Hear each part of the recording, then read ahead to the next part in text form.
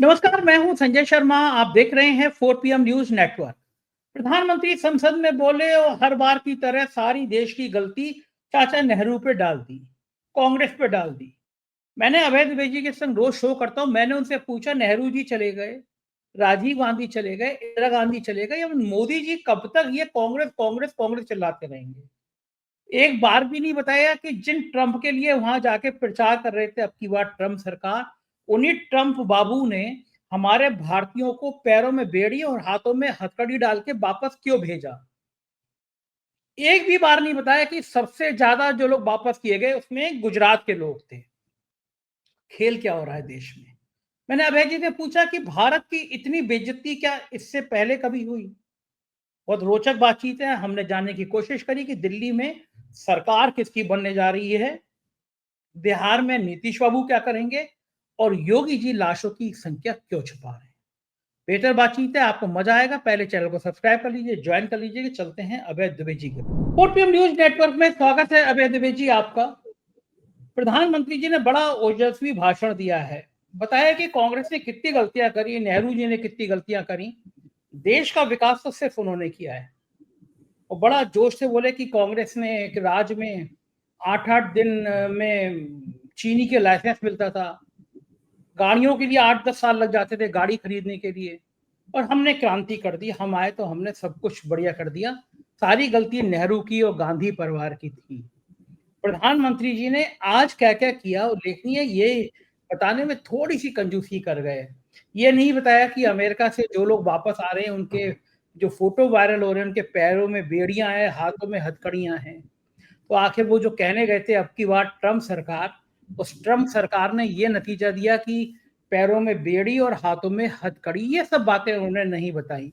ये भी नहीं बताया कि आखिर सरकार की इतनी नाक क्यों कटी कि हमें न्योता तक नहीं मिला अमेरिका का। और ये भी नहीं बताया कि बाजार की ऐसी बैंड क्यों बजी हुई है, शेयर मार्केट में लाखों करोड़ रुपए क्यों डूब गए हैं। ना वो उन्होंने बेरोजगारी पे ना किसानों पे बात करी। प्रधानमंत्री जी इतनी बढ़िया बढ़िया लच्छेदार जो भाषण देते हैं, उनको समझ नहीं आता कि देश का अब आम आदमी जागरूक हो गया। वो जानता है, अरे चाचा नेहरू ने नहीं किया, गांधी ने नहीं किया, तभी तो आप आ गए। 11 साल से आप हो। आप अपनी उपलब्धियां बताओ कि बेरोजगारों को क्या कर रहे हो, किसानों को क्या कर रहे हो, मिडिल क्लास को केवल इनकम टैक्स में राहत देके रह गए, महंगाई तो कम नहीं हुई। आखिर क्यों प्रधानमंत्री जी इन मुद्दों पर बात नहीं करना चाहते? संजय जी, अगर प्रधानमंत्री केवल इतना बता देते राज्यसभा में बोलते हुए कि भारत में हरियाणा और पंजाब के गरीब लड़के डंकी मारकर या अपनी जमीन बेचकर अमेरिका क्यों जाते हैं या भारत छोड़कर सीमा पार क्यों जाते हैं पैसे कमाने के लिए। उन्हें हरियाणा और पंजाब भारत के गरीब प्रांत नहीं है। हम सब लोग जानते हैं कि भारत में हरित क्रांति के दो सबसे ज्यादा, अगर कोई प्रांत जिनको स्टार प्रोविंस कहा जा सकता है, स्टार स्टेट कहा जा सकता है, तो वो हरियाणा और पंजाब है। वहां के किसान सबसे ज्यादा समृद्ध हैं अगर हरित क्रांति की दृष्टि से देखा जाए। तो ऐसे प्रांतों के बच्चे, नौजवान क्यों जाते हैं और अब अमेरिका उन्हें हथकड़ी और बेड़ी पहना के भेज रहा है फौजी विमान में बैठाकर। आप सोचिए, बिल्कुल किस और 44 घंटे तक वो विमान में बैठे रहे। वो जिसे कहते हैं नहीं, शौच क्रिया करने और पेशाब वगैरह करने में भी उन्हें दिक्कत हो रही थी, क्योंकि वो हथकड़ी बेड़ी लगा दी गई थी। भारत के विदेश मंत्री जयशंकर जब ट्रंप के उद्घाटन भाषण में गए तो उन्होंने वहां के विदेश मंत्री रूबियो से मुलाकात की। तो उन्होंने रूबियो से एक अनुरोध किया था, जयशंकर ने, और मैं भी उस अनुरोध के समर्थन में बोल रहा हूं। उन्होंने अनुरोध किया था कि आप जिन गैर कानूनी भारतीयों को वहां से वापस भेजना चाहते हैं, आप उन्हें हंगामे में और उस तरह से मत भेजिए। आप उन्हें चुपचाप भेज दीजिए, जैसे बाइडेन सरकार ने भेजा था। अगर आप इस तरीके से भेजेंगे तो वो अच्छा नहीं होगा। लेकिन अमेरिका ने उनकी कोई बात नहीं मानी, उनको हवाई जहाज में रखा। और सबसे बुरी बात तो ये है कि उनको हथकड़ियां और बेड़ियां लगाई, जैसे कि वो कोई कत्ल का अपराधी हो, कोई खतरनाक डकैत हो, खतरनाक टेररिस्ट हो, ड्रग नशे का व्यापारी हो। इस तरीके से उनको भेजा। आप सोचिए कि अमेरिका भारत की इस मामले में कोई भी बात नहीं मान रहा है, किसी भी तरह की बात नहीं मान रहा है। केवल नरेंद्र मोदी को यही बता देना चाहिए था राज्यसभा में कि भाई अमेरिका ने ऐसा किया है तो क्यों किया है और हमारे देश में ऐसी क्या समस्या है, वो कम से कम देश के नौजवानों से अपील ही कर देते कि आप अमेरिका मत जाइए गैर कानूनी रूप से रहने के लिए। आप अगर जो वीजा लेके जाएं उससे ओवर स्टे मत, उससे ज्यादा दिन तक मत रहिए, आप डंकी मार के मत जाइए। देखिए ये भारत के लिए कितनी अपमानजनक बात है। वो चाहते तो ये भी कह सकते थे कि जो फोर्स की लिस्ट आई है सबसे मजबूत देशों की, उसमें भारत का नाम हटा दिया गया है पहले 10 देशों में से 10वें नंबर पे इजराइल का नाम आ गया है। इसमें फोर्स की आलोचना कर देते, इसमें कुछ भी नहीं किया उन्होंने। वो पुरानी घिसी एक ऐसा रिकॉर्ड है जो अटक गया है। जो पुराने रिकॉर्ड होते थे अटक जाते थे तो एक ही बात बार बार सुनाई पड़ती थी उसके अंदर। नरेंद्र मोदी का रिकॉर्ड अटक गया है, वो दूसरी कोई बात बोल ही नहीं पा रहे हैं कतई। मुझे लगता है कि जब उन्होंने दिल्ली की राजनीति शुरू की थी, यानी जब 2014 में लोकसभा का चुनाव लड़ रहे थे, उनके नेतृत्व में भाजपा लड़ रही थी, उस वक्त के आप उनके भाषणों को देख लीजिए। उस भाषणों में और आज के भाषणों में आपको कोई बहुत ज्यादा अंतर नजर नहीं आएगा। लगातार एक ही बात बोल रहे हैं, उसका कोई मतलब ही नहीं है। देखिए अगर आप कांग्रेस की लगातार एक ही किस्म की आलोचना करते रहेंगे तो भाजपा के समर्थकों को भी आपका भाषण पसंद आना बंद हो जाएगा।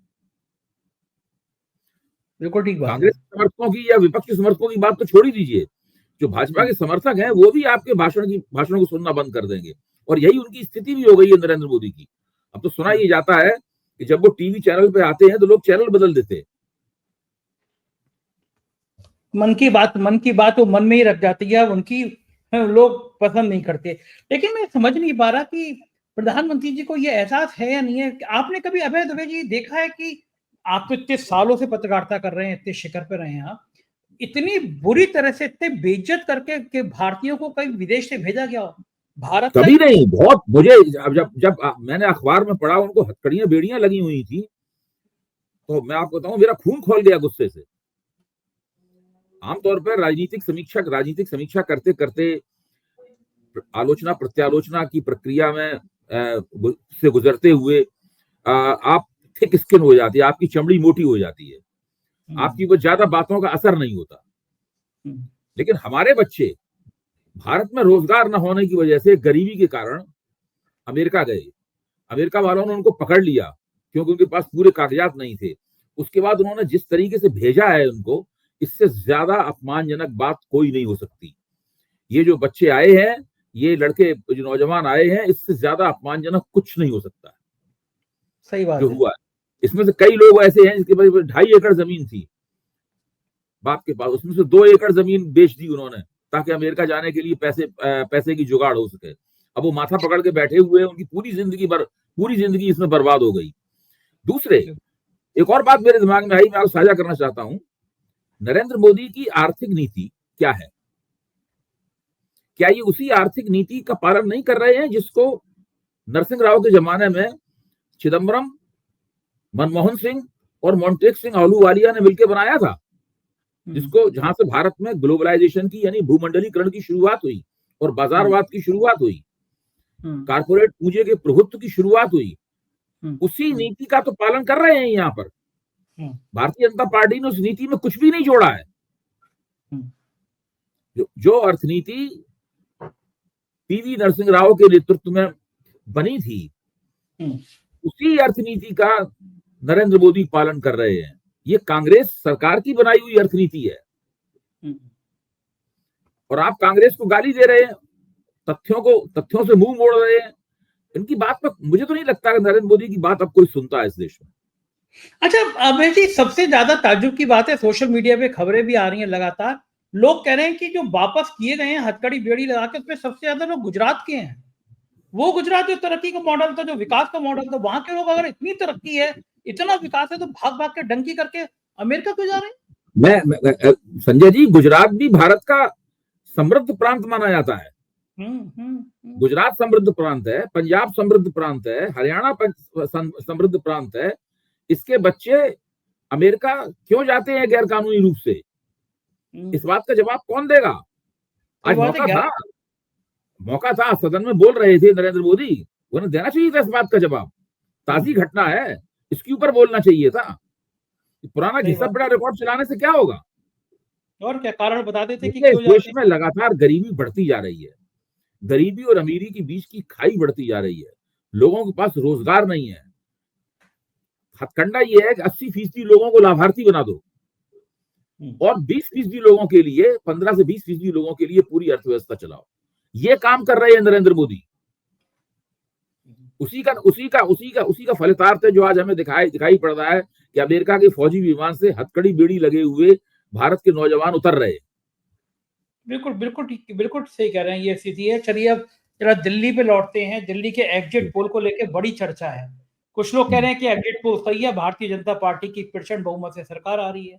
कुछ लोग कह रहे हैं कि पिछले 2-3 चुनाव देख लीजिए, हर बार एग्जिट पोल में बीजेपी की सरकार बनती है और एक बार तो जब सरकार बन रही थी बीजेपी की, तो बीजेपी की सिर्फ 3 सीटें आई थी। अब तक तो आपको कुछ अंदाजा हो गया होगा, दिल्ली में आप इतने एक्टिव रहते हैं, इतने संपर्क है आपके।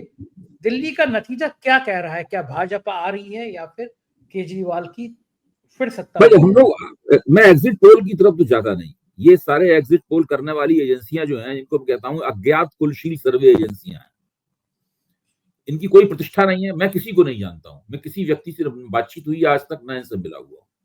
जिन एजेंसियों को मैं जानता था उसमें एक सीएसडीएस है, जहां मैं अभी 20 साल तक काम कर चुका हूं, सीएसडीएस लोकनीति। दूसरी श्री प्रदीप गुप्ता की एक्सिस माई इंडिया है। तीसरी एजेंसी यशवंत देशमुख की सी वोटर्स है। तो यशवंत देशमुख, तो इनके अभी तक एग्जिट पोल नहीं आए हैं। सुना है कि सी वोटर का एग्जिट पोल तो नहीं आएगा, लेकिन अभी तक जिन एजेंसियों ने एग्जिट पोल दिए हैं वो बिल्कुल भरोसे के काबिल नहीं है। उनके ना तो वो ये बताती हैं एजेंसियां कि भाई उनका सैंपल साइज क्या था, ना वो ये बताती हैं कि उन्होंने कितनी निर्वाचन क्षेत्र कवर किए, कितनी कॉन्स्टिट्यूंसी कवर की, कुछ पता आता नहीं है। चुनाव आयोग के नतीजे आने से पहले ही उन्होंने अपने नतीजे सुना दिए। तो वो तो अजीब किस्म का खेल है।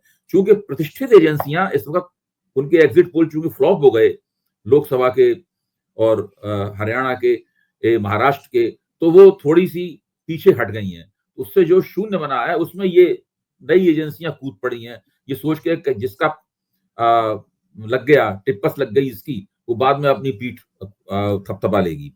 मैं यहाँ पे कहना ही, मेरा अभी भी मानना है कि दिल्ली का चुनाव नजदीकी चुनाव है, नजदीकी संघर्ष है, लेकिन आम आदमी पार्टी को अभी भी इसमें बढ़त है। वो बढ़त उसको कितने वोट और कितने सीटों तक ले जाएगी, इसकी भविष्यवाणी तो मैं नहीं कर सकता, क्योंकि उसकी भविष्यवाणी करनी भी नहीं चाहिए।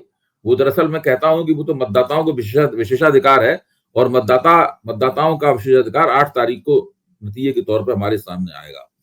लेकिन किसी भी तरीके से मुझे ये नहीं दिख रहा है कि भारतीय जनता पार्टी आम आदमी पार्टी से आगे है। अच्छा, ये फायदा क्या होता है? एग्जिट पोल अगर इस तरह गलत हो जाएंगे तो उन एजेंसियों पर सवाल लगेंगे। जैसे जब लोकसभा चुनाव थे, आपको याद होगा, हर एग्जिट पोल कि साहब 400 पार, पौने 400, 400, सवा 400, इससे नीचे कोई बात ही नहीं कर रहा था और सरकार पूर्ण बहुमत की भी नहीं बन पाई मोदी जी की। तो ये जो आपको तो याद होगा, एक बार तो एक चैनल वाले पे रोने लगे थे भाई ऐसे सारे। तो ये फिर गलत, ये बातें क्या मैनिपुलेशन होता है, सट्टा बाजार होता है इसके पीछे? क्या लगता है आपको, खेल क्या है? ये ऐसे गलत आंकड़े, गलत सर्वे क्यों देते हैं? मैं भी नहीं इस बात को समझ पाया।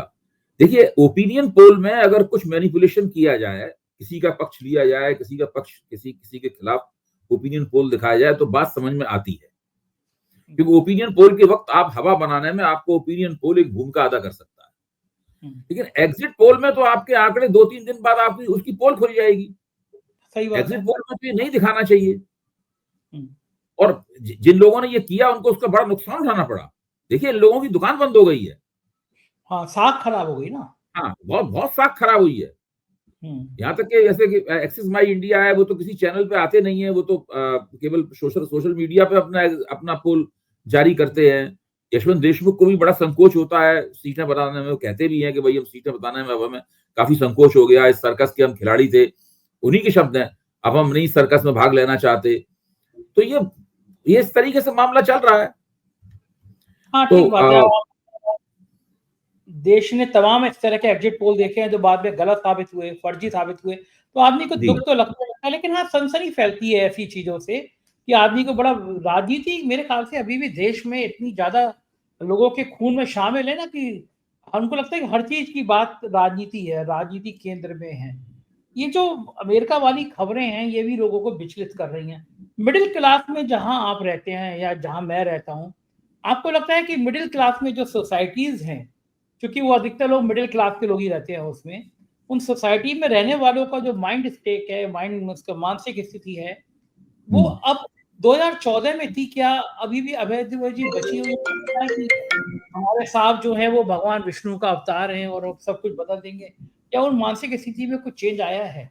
बहुत बदलाव हुआ है संजय जी, बदलाव बहुत हुआ है। लेकिन जिसको आप मध्य वर्ग कह रहे हैं, पहली बात तो वो मध्य वर्ग क्या है, ये उसकी परिभाषा क्या है, ये बहुत विवादास्पद है। किसको हम मध्य वर्ग कहेंगे, किसको नहीं मध्य वर्ग कहेंगे। वैसे दिल्ली कहा जाता है कि मध्य वर्गीय लोगों का शहर है, लेकिन क्या 40,000 रुपए महीने तक कमाने वाला मध्य वर्ग में आता है?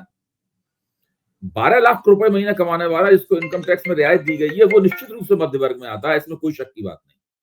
वो निश्चित रूप से मध्य वर्ग में आता है।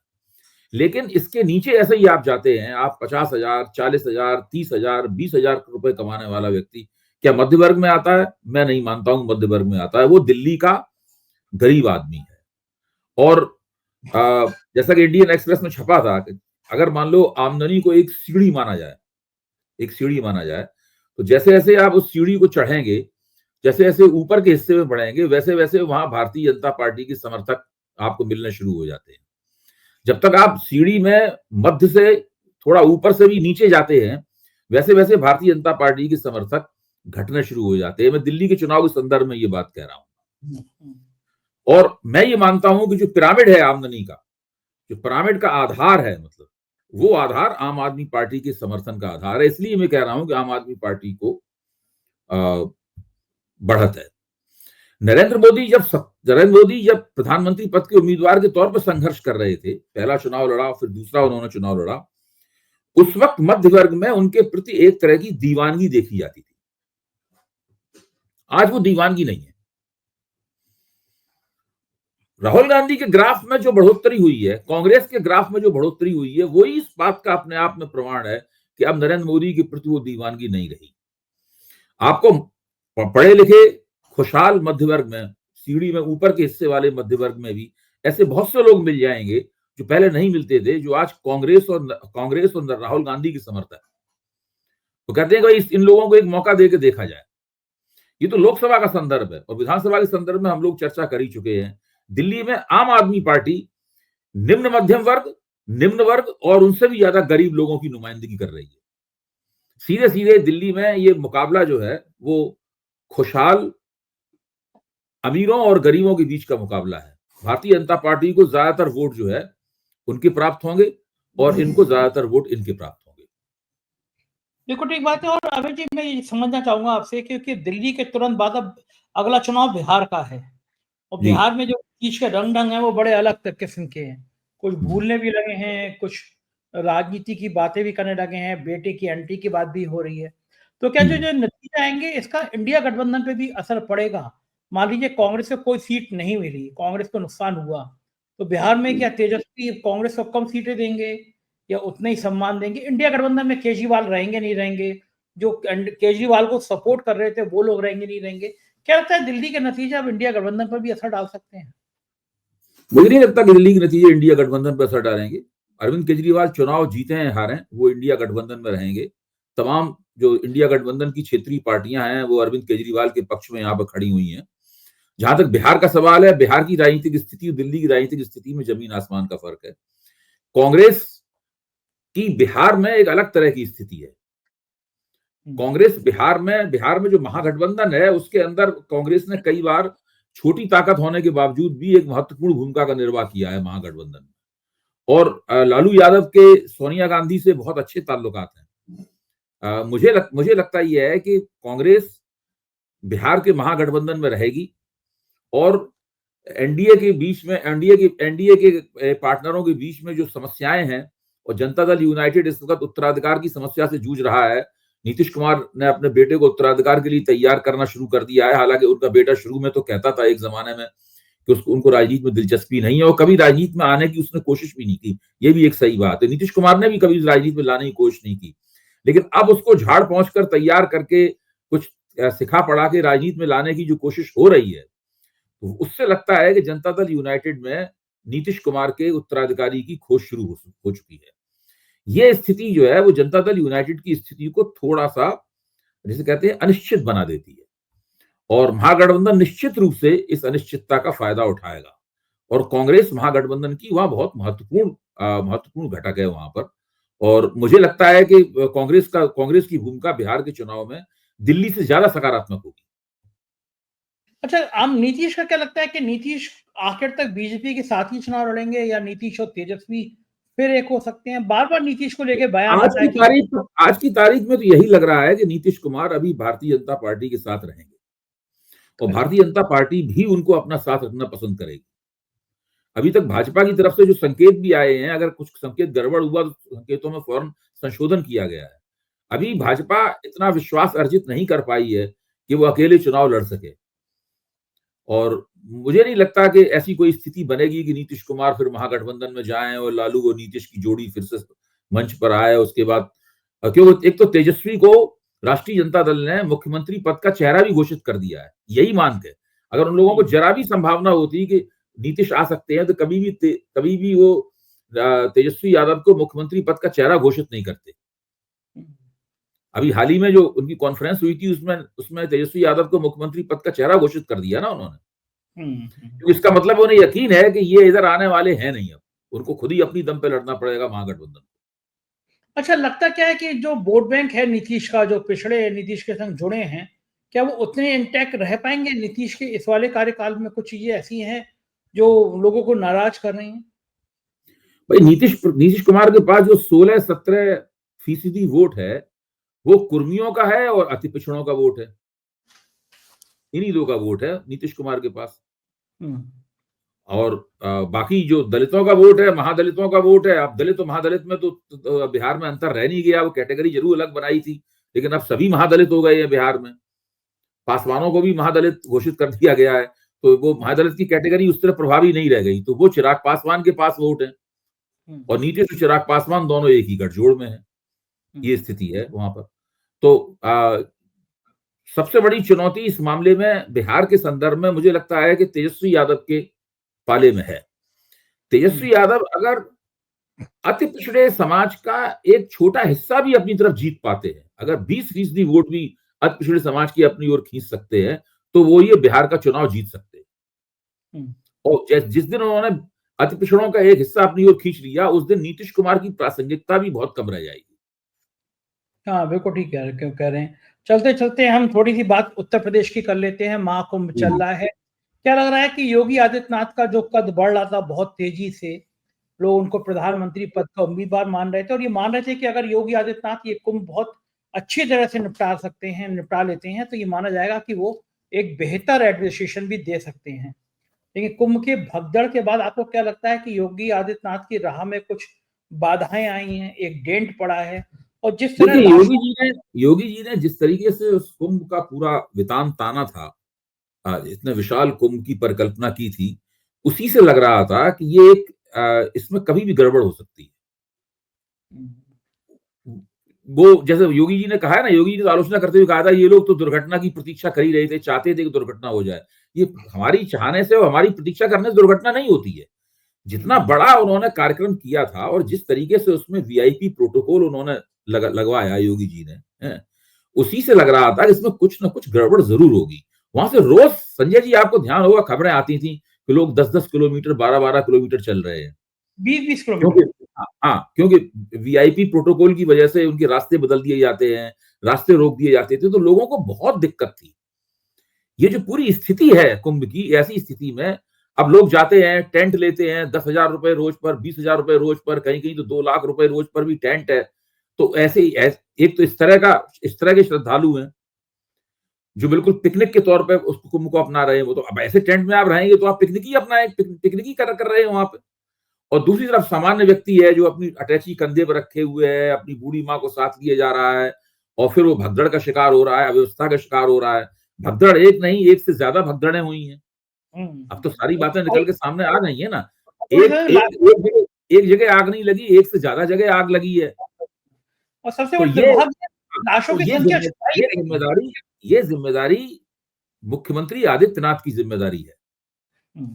और उनको इसका जवाब देना पड़ेगा, इसका राजनीतिक नुकसान भी उनको उठाना पड़ेगा। कोई दुनिया की ताकत उनको उस राजनीतिक नुकसान को भुगतने से नहीं रोक सकती। जरूर होगा उनको राजनीतिक नुकसान। पहले ही तमाम लोगों ने कहा था कि योगी जी अगर इस कार्यक्रम को अच्छी तरीके से नहीं कर पाए तो उनके राजनीतिक भविष्य पर सवालिया निशान लग जाएगा।